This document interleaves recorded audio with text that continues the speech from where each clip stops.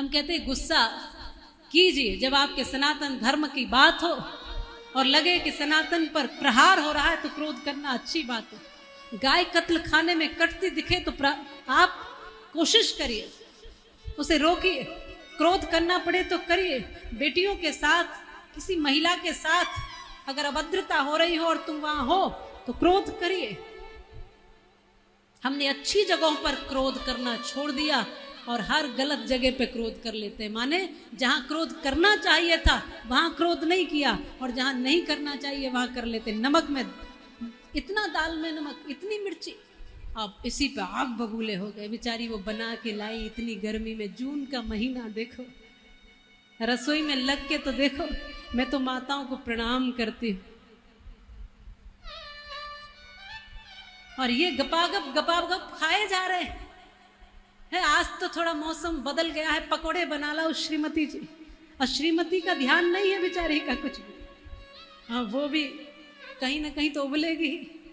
अब पकोड़े जो खाओगे ना फिर हजम नहीं कर पाओगे,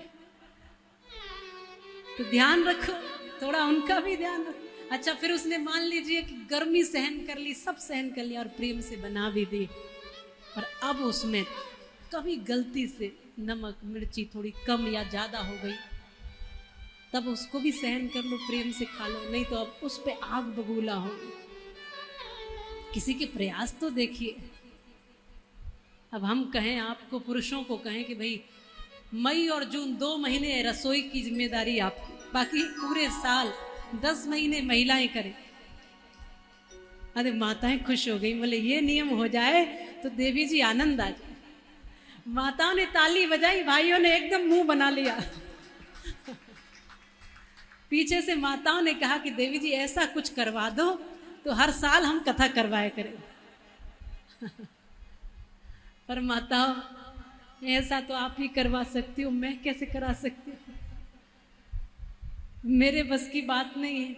आपके पति, आप ही कर सकती हो, चाबी आपके हाथ में, आप ही बदल सकती हो। फिर मई जून रोटी बनवाओ कि जनवरी फरवरी, ये आप ही कर सकती हो। पर हम इतना कहेंगे कि मिलकर बांटकर इस जीवन को अच्छा बनाओ। टूटने में 2 पल नहीं लगते और जुड़ने में पूरी उम्र लगती है। एक एक धागा जोड़ना पड़ता है, मन तक लोगों के पहुंचना पड़ता है, अपनों को समझना पड़ता है, रिश्तों को बनाना पड़ता है। फिर धीरे धीरे धीरे धीरे जो गांठें हैं वो भी खोलनी पड़ती है, एक एक तार जोड़ना पड़ता है। बहुत कमियां हों फिर भी स्वीकार करनी पड़ती है। उसके गुण भी मेरे, अवगुण भी मेरे, अच्छाई भी मेरी, बुराई भी मेरी, वो पूरा मेरा स्वीकार करना पड़ता है। धीरे धीरे तब रिश्ते मजबूत होते हैं और दोनों तरफ से होते हैं। और कोई भी रिश्ता हो, रिश्ता कोई भी हो, दोनों ओर से मजबूती का कदम बढ़ाना चाहिए, कोई भी रिश्ता हो। इसलिए ये महाभारत हमें रिश्तों की कमियां और रिश्तों की मजबूतियां दोनों बता रहा है।